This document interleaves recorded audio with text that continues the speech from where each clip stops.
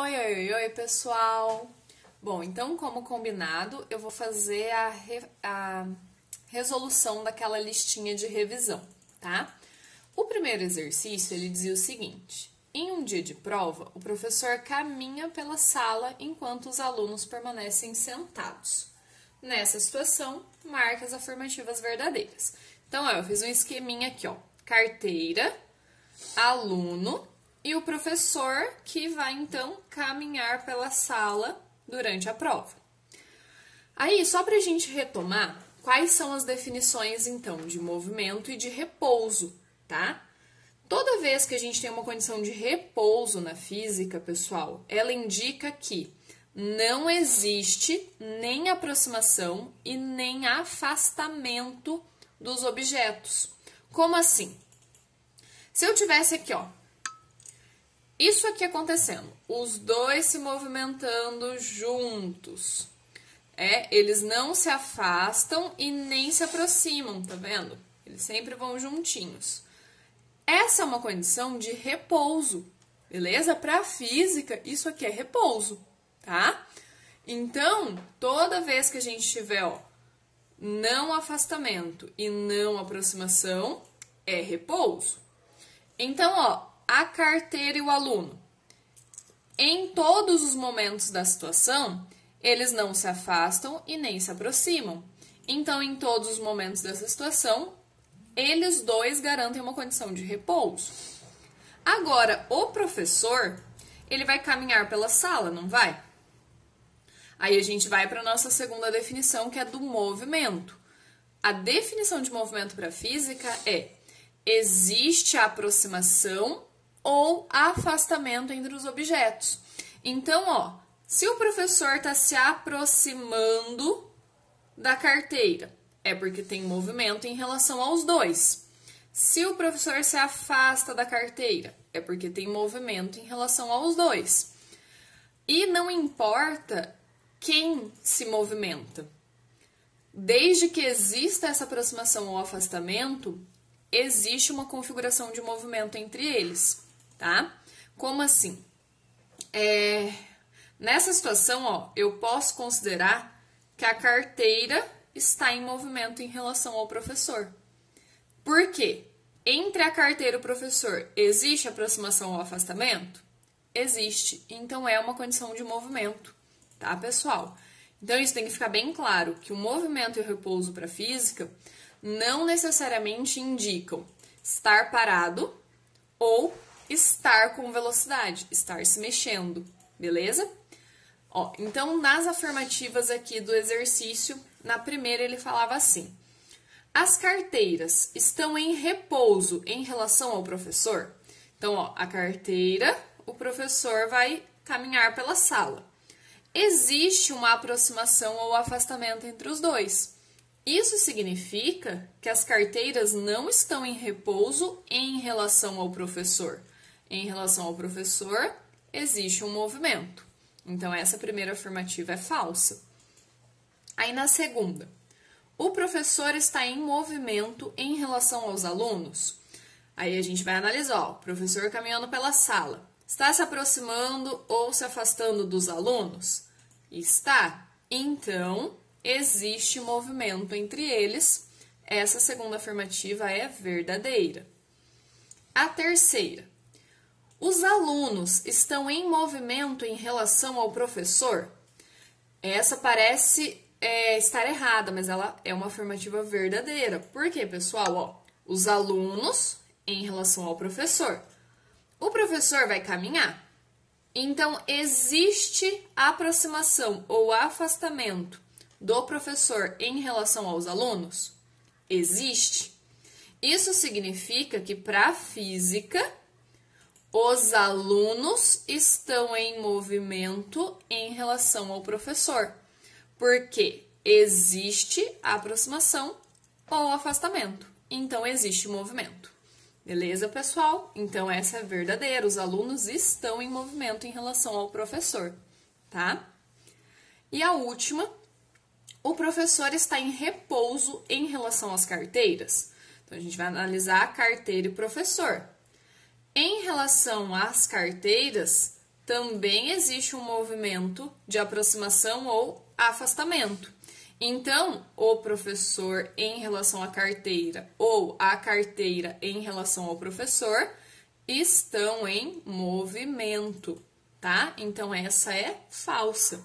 O professor está em movimento em relação às carteiras e não em repouso, como diz o enunciado. Beleza, pessoal? Essa, então, foi a nossa primeira questão. Bom, pessoal, o segundo exercício, ele diz assim: um menino está parado dentro de um ônibus em movimento com velocidade constante. Em certo instante, o menino deixa cair uma bolinha na vertical. Considerando tal situação, dê a soma dos itens corretos e justifique as alternativas falsas. Então, ó, o menino está dentro do ônibus e ele deixa cair uma bolinha na vertical, beleza? Então, esse menino é o que deixou a bolinha cair. Então, a bolinha cair, tá? Esse é o menino que deixou a bolinha cair. E nós temos as situações, então, das alternativas de um observador de dentro do ônibus e um observador fora do ônibus, tá? Então, esse é o observador de dentro e esse é o observador de fora. E lembrando, pessoal, que esse ônibus, ele tá em movimento. Então, esses dois, eles estão em movimento junto com o ônibus, tá? Eles não vão ficar paradinhos aqui no lugar sempre, tá? Esse ônibus está se movimentando e as pessoas dentro dele se movimentam junto, tá? Aí na 01, ele diz assim: para um observador fora do ônibus, a trajetória da bolinha é retilínea? Bom, a ideia, pessoal, é que quem tá fora vai ver a bolinha caindo, né, ó, na vertical, só que também indo para frente. Porque enquanto a bolinha cai, o ônibus ele se movimenta para frente, certo? Então, quem tá de fora vai ver os dois movimentos acontecerem ao mesmo tempo. Quando isso acontece, quando nós temos um movimento que tanto vai para frente quanto para baixo, a gente sabe que a direção de movimento que a gente vai entender é a junção desses dois, que seria então, vai um pouco para frente, vai um pouco para baixo, né? Então, ele vai descrevendo uma trajetória que é uma parábola, ok? Então, ele vai fazer a trajetória que vai indicar tanto o ir para frente como o ir para baixo, beleza? Então, quem tá de fora, como vê os dois movimentos acontecerem juntos, tanto do ônibus quanto da bolinha cair, vai enxergar uma parábola, beleza? Então, essa afirmativa tá falsa, a trajetória não é retilínea. Aí a 02. Para um observador de dentro do ônibus, a trajetória da bolinha é a mesma que para um observador fora do ônibus? Bom, o que acontece? Quando você está se movimentando dentro do ônibus, né? Aliás, quando você está dentro de um ônibus que está se movimentando, você vai ver apenas o movimento da bolinha. Por quê? Você está dentro do ônibus. Então, você não enxerga o movimento do ônibus, né? Do lado de fora. Então, imaginem vocês, se você está dentro de um ônibus ou se você está sentado no banco do passageiro ali do carro, né, no banco de trás do carro, e alguém joga uma bolinha para cima. Você vê a pessoa jogar a bolinha e cair de novo na mão dela. Então, você vai ver o movimento da bolinha ir para cima e para baixo. Se a pessoa só joga a bolinha, né, solta, você vai ver ela caindo. Então, para quem está junto com a pessoa que soltou a bolinha, o movimento que a pessoa vai ver é apenas o dessa bolinha caindo, tá?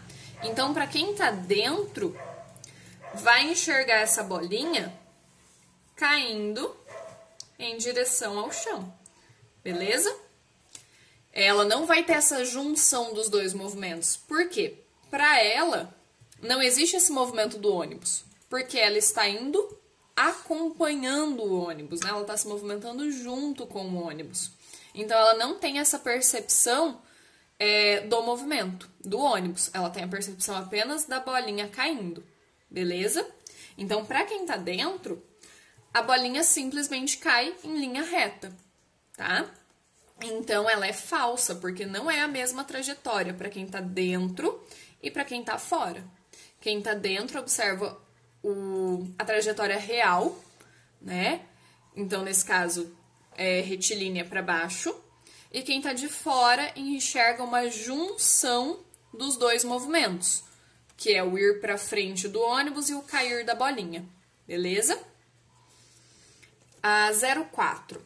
A trajetória vista pelos observadores independe do referencial?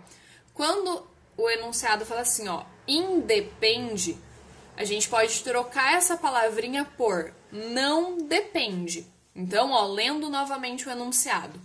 A trajetória vista pelos observadores não depende do referencial? Lembra que lá na definição a gente viu que a trajetória depende do referencial? Tanto, ó, que se eu pego o referencial de quem está dentro, a trajetória é diferente do referencial de quem está fora. O desenho é diferente, então a trajetória também é diferente. Isso significa que a trajetória depende sim do referencial, tá? Então essa afirmativa ela está falsa, porque ela está afirmando que o referencial não depende, né? Desculpa, a trajetória não depende do referencial. E a gente sabe que ela depende sim, tá? Aí a 08. Para um observador dentro do ônibus, a trajetória da bolinha é retilínea? Correto, né? De novo, ele vai ver apenas o movimento real da bolinha e não a junção dos movimentos, bolinha com o ônibus. Então, essa está certinha. E a 16, para um observador fora do ônibus, a trajetória vista é uma parábola, né? Uma trajetória parabólica? Certo, porque essa parábola vai ser sempre a junção de dois movimentos, que é o que acontece nesse caso. Beleza, pessoal?